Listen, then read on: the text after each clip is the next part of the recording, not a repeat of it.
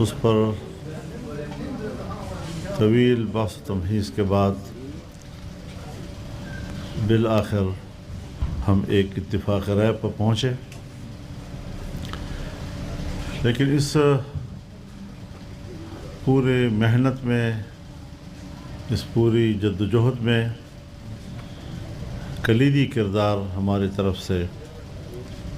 جناب کامران مرتضیٰ صاحب کا تھا، جنہوں نے آئینی اور قانونی پہلوؤں سے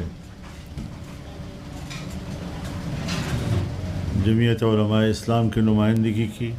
نمائندگی کا حق ادا کیا، اور آج کی یہ جو مختصر تقریب ہے یہ میں ان کے نام کرتا ہوں، ان کے اعزاز میں ہے۔ اور خوشی کی بات یہ ہے سب سے زیادہ کہ ہمارے اس تقریب میں حضرت شیخ مولانا مفتی محمد تقی عثمانی صاحب دامت برکاتہم، حضرت مولانا صاحبزادہ خلیل احمد صاحب سجادہ نشین کندیا شریف، حضرت مولانا محمد حنیف جالندری صاحب وفاق المدارس اور جمعیت علماء اسلام کے، اور یہاں پر ہمارے اسلامی نظریاتی کونسل کے دوست بھی موجود ہیں، پارلیمنٹیرینز ہیں، حامد میر صاحب تشریف لائے ہیں، سلیم صافی صاحب تشریف لائے ہیں، مولانا فضل الرحمن خلیل صاحب تشریف لائے ہیں۔ میں ایک دوست کو جو یہاں اس وقت موجود ہیں سب کو دل کی گہرائیوں سے خوش آمدید کہتا ہوں، اور اپنے لیے بہت بڑی عزت افزائی سمجھتا ہوں۔ حضرت مفتی صاحب دامت برکاتہم سے ہمارا مسلسل رابطہ رہا، ان سے مشاورت بھی رہی، رہنمائی بھی لیتے رہے، اور حضرت نے ہمیشہ بڑی سنجیدگی کے ساتھ اس سارے ماحول میں ہماری رہنمائی کی۔ اس سے قبل یہاں پر جو مبارک ثانی کیس میں ختم نبوت کا موضوع بگڑ گیا تھا، اور پھر بالآخر سپریم کورٹ اور اس کی چیف جسٹس جناب فائز صاحب اس پر آمادہ ہوئے کہ وہ اپنے اس بل کی اصلاح کریں، اور پھر اس کے بعد اس پر انہوں نے مختصر فیصلہ بھی دیا، پھر اس کے بعد تفصیلی فیصلہ بھی، اور آج ایک ترمیمی بل پر جس پر کہ بہت ہی مشقت کا ایک مہینہ ہمارا گزرا ہے، اور ایک بڑی اعصابی جنگ تھی، خالی نظریاتی اور دلیل کی جنگ نہیں تھی، ایک بڑی اعصابی جنگ تھی۔ تو جہاں ہمارے لیے آج اس ترمیم کے حوالے سے ہمارے لیے خوشی کا دن ہے، اس موقع پر آپ کی تشریف آوری یہ ہماری دوہری خوشی ہے، اور جس طرح کہ امام محمد رحمہ اللہ کا غالباً قول ہے عیدان اجتماع فی یوم واحد، کہ جب کسی وقت جمعہ کا دن بھی تھا اور عید کا دن بھی تھا، آپ نے جمعہ کو بھی عید کہا اور عید تو تھا عید، تو ہمارے آج دو عیدیں اکٹھی ہو گئی، تو ہمارے پاس بھی آج دو عیدیں اکٹھی ہو گئی ہیں، اور ہم اس پر اللہ کے شکر گزار ہیں۔ کچھ نصائح اگر حضرت فرما دیں تو بہتر ہے۔ حضرت بس آپ کو فرمانا کا بسم اللہ الرحمن الرحیم، الحمد للہ رب العالمین، والصلاة والسلام علی رسولہ الکریم وعلی آلہ واصحابہ اجمعین، اما بعد۔ آج میری حاضری اس لیے ہوئی کہ آج جب یہ ترمیمات منظور ہوئیں اور ان کو صدر مملکت نے اس پر دستخط بھی کر دیے، اور اس میں حضرت مولانا فضل الرحمن صاحب دامت برکاتہم العالیہ کا جو کردار مسلسل نظر آ رہا تھا، اور ان کے اس کردار کی وجہ سے صرف یہ نہیں کہ بہت اچھی ترمیمات بعض آ گئی اور بعض ایک اچھا قانون بھی نافذ ہو گیا، بلکہ میں سمجھتا ہوں کہ ملک و ملت کی ایک بہت بڑی عظیم خدمت ہوئی کہ اگر یہ اس طرح نہ ہوتا اور حضرت مولانا فضل الرحمن صاحب دامت برکاتہم العالیہ اگر شب و روز ساری راتیں جاگ کر اور ہر طبقہ فکر سے مذاکرات کر کے، ان سے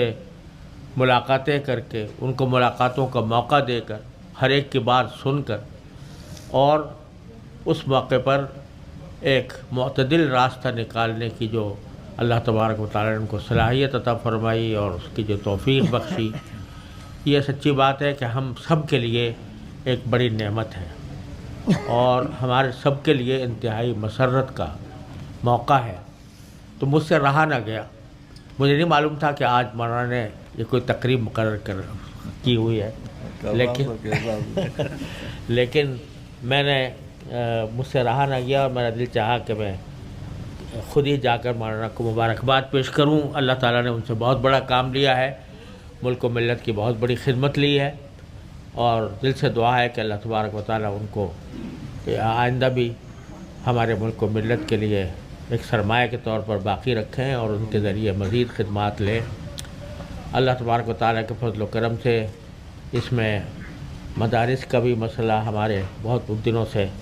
پڑا ہوا تھا، وہ بھی بڑی حد تک الحمدللہ پیدا ہوا۔ شکر اللہ تعالیٰ کا شکر ہے کہ وہ بھی حل ہو گیا، اور انشاءاللہ امید ہے کہ اس کی صوبائی حکومتوں میں بھی اس کو دہرایا جائے گا۔ ہر خوشی کے موقع پر ہمارا کام یہ ہے کہ ایک استغفار اور ایک اللہ تعالیٰ کا شکر۔ اگر جب کوئی کام اللہ تبارک و تعالیٰ کی رضا کی خاطر کیا جاتا ہے تو اس کام میں بعض اوقات کچھ شیطان کے وساوس دسائس بھی شامل ہو جاتے ہیں۔ اس لیے تعلیم رسول کریم صلی اللہ علیہ وسلم نے یہ دی کہ جب کوئی عبادت کی توفیق ہو تو اس کے بعد استغفار بھی کرو۔ اسی لیے ہر نماز کے بعد نبی کریم صلی اللہ علیہ وسلم کی سنت یہ ہے کہ 3 مرتبہ استغفار، استغفر اللہ استغفر اللہ استغفر اللہ۔ حالانکہ نماز کوئی استغفار کی چیز نہیں ہے، لیکن استغفار اس لیے کہ پتہ نہیں ہم سے اس میں کوئی لغزش نہ ہوئی ہو، کوئی غلطی نہ ہوئی ہو، جو اس کا صحیح حق تھا وہ ادا نہ ہوا ہو، اس لیے رسول کریم صلی اللہ علیہ وسلم نے استغفار کی تعلیم دی۔ اور پھر شکر کہ جو کچھ بھی بندہ کرتا ہے اگر وہ اللہ تبارک و تعالیٰ کی رضا کی خاطر اخلاص کے ساتھ کرتا ہے تو اللہ تبارک و تعالیٰ ہی اس کو منزل تک پہنچاتے ہیں اور اس کو کامیاب فرماتے ہیں۔ لہٰذا ہر ایسے موقع پر اللہ تبارک و تعالیٰ کا شکر بھی ادا کرنا ایک مومن کا کام ہے۔ تو ہم اس پر اپنے اس خوشی کے موقع پر